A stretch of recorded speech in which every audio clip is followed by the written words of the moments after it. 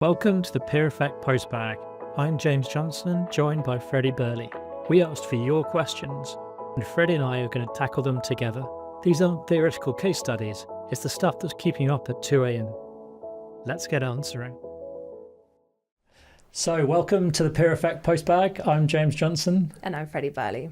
So, what's been going on this week? What's new? Lots of Spanish. Lots of Spanish. Lots of Spanish. Nice. So my wife's from Colombia originally, British national, and our son. One of my commitments to her was that I would get good at Spanish so that our son could be bilingual, and he's four and a third now, and we're going to Colombia for Christmas this year coming, and it feels like this is the year to step it up.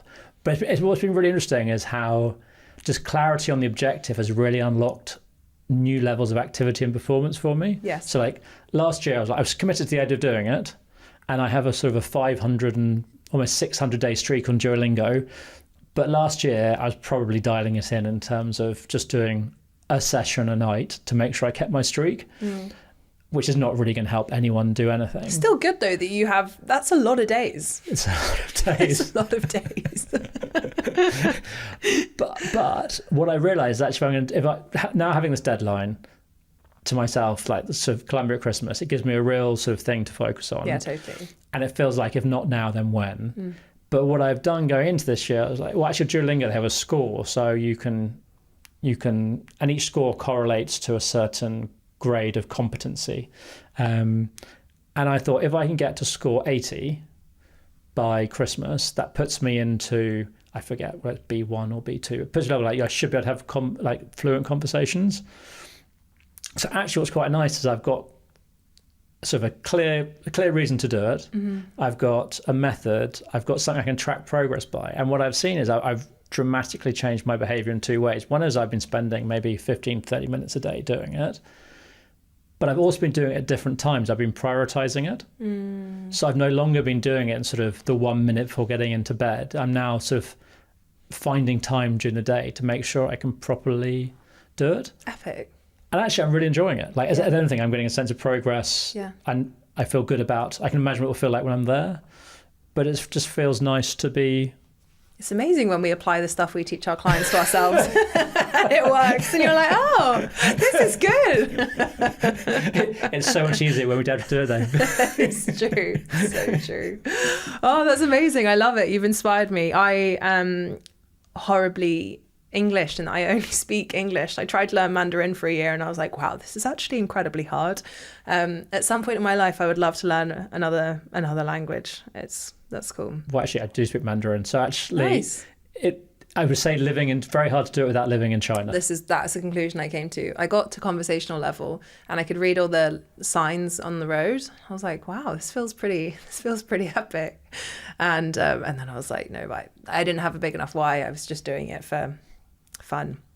So, questions. Question from Katy.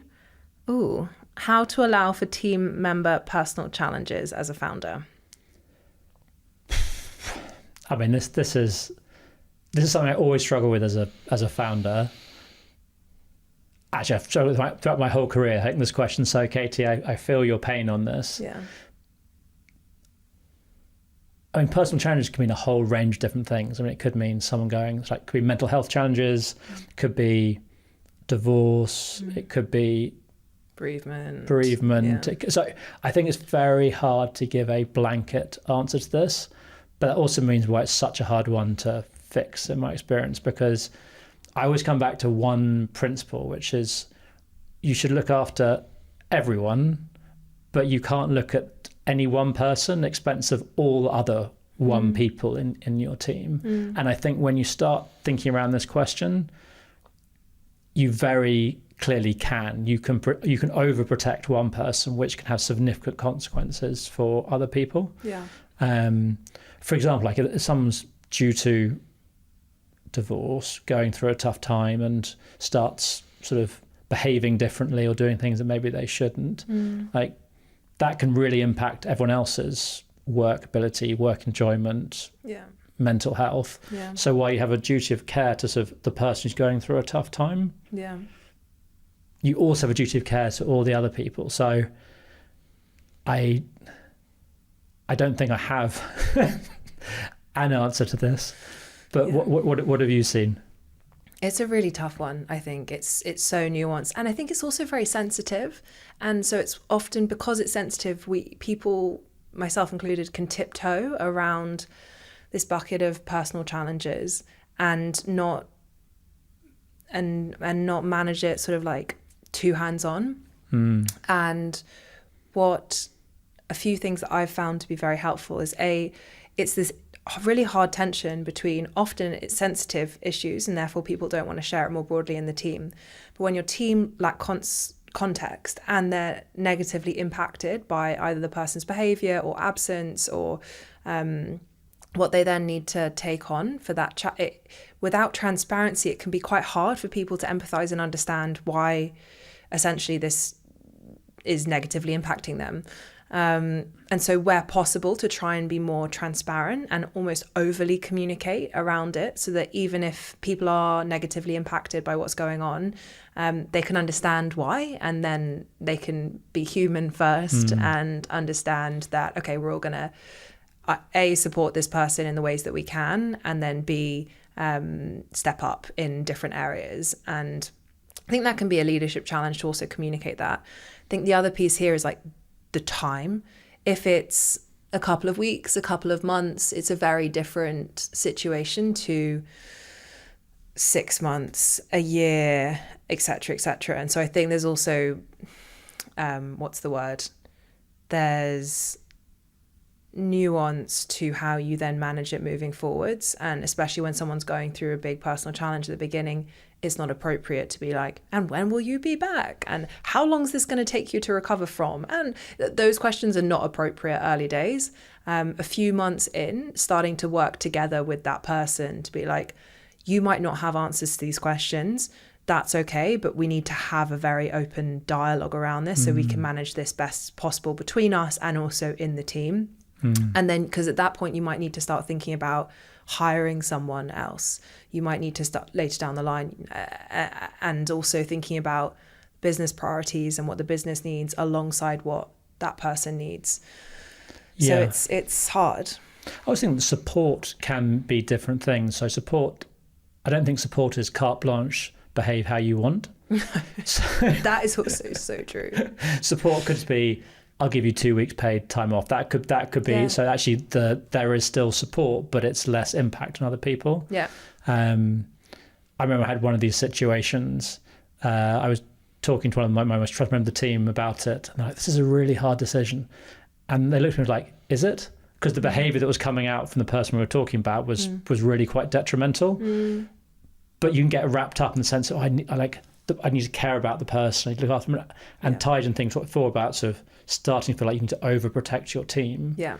And one thing I've definitely seen as a coach is that founders will put themselves out for their team in a way they probably shouldn't, and then get very hurt when that same regard doesn't come back, when they might spend sort of 6 months nurturing someone back and then 3 months later they go and take another job which is paying them more. Yeah. Because I don't think we have the ownership of the problem as the founder. I think it's quite important to recognise that as well. Like we can care about the individual, we can support them, but our role is not to solve their problems, is not to necessarily even be their lifeline, because that could have a severe impact on us. It could have a severe impact on our team.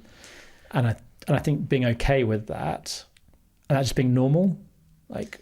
I think it's such a good point. I think that comes back to like communication and saying, this is what you can expect from me and this is what you can't expect from me. And so understanding and sometimes it takes a couple of these situations for you to know where your boundaries are and what you can support on and what you can't support on. And then as companies scale, policies to be in place, and so that there are actually really hard rules and guidelines around this that can be supportive when people are going through crises and people know where they stand. I think that's such a critical part of this as well.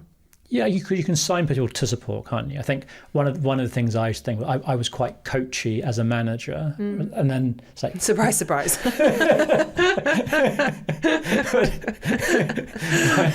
good point.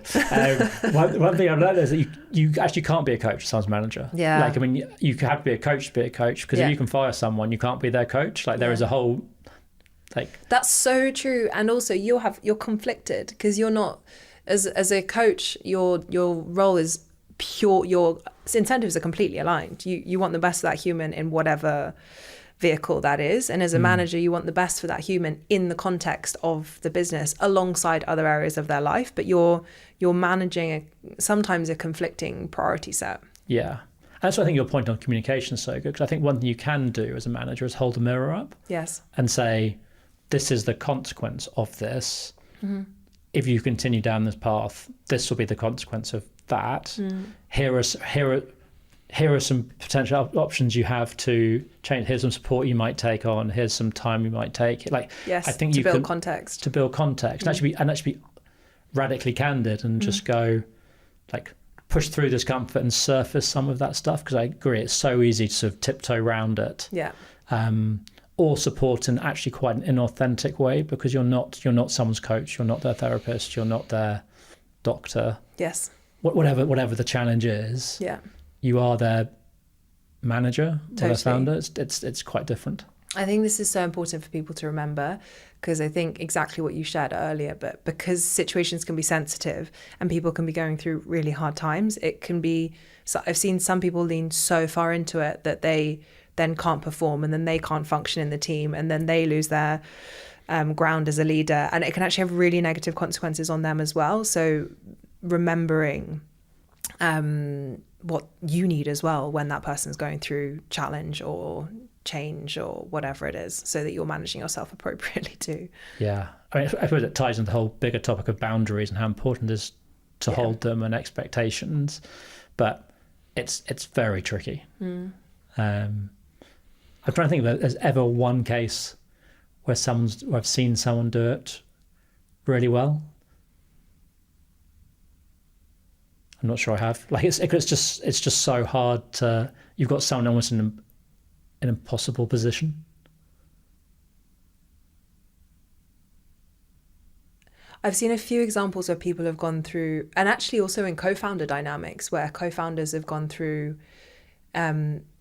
deaths and divorces and health crises, and like really, really scary, big, existential, challenging seasons. And communication, I think it was managed well through communication, and both sides being really clear about what they needed and what their expectations were, and what they could do and what they couldn't do, and then finding, really as a team, finding a way to navigate through it. So I've seen it managed really powerfully in a few co-founder dynamics. But I think it all just comes down to communication. And actually, something you've raised there, it's quite nice, is I suppose it depends on the relationship you have at the point True. it comes up. So true. So if it's someone that's come into your business 3 months ago, it probably is fair to treat that person differently than if you've been working with someone for 3 years and they're a top performer and they've done, like, you've earned a lot more trust. You've earned a lot more trust. You've earned a lot more support, and it gives you more things on the table. You're acting from a position of strength and stronger relationship. Yeah. So it's one of the things that you don't have to treat everyone the same. I don't think. And I think as a company, again, as your company grows up and matures, you'll have policies in place, or more standard operating principles. But ultimately, a lot of this is like what we're talking about. It's very relational. So sort of taking a step back, it's incredibly nuanced and hard. A lot of it comes down to trust and the relationship itself, and communicating honestly, especially when it's really nuanced. And Amazing. Tricky, but communicate. That's the tricky, but talk, kids, and all will be well. So that's it for today. We'll see you next week. And as ever, if any questions, just reach out at hello@peer-effect.com. Happy scaling.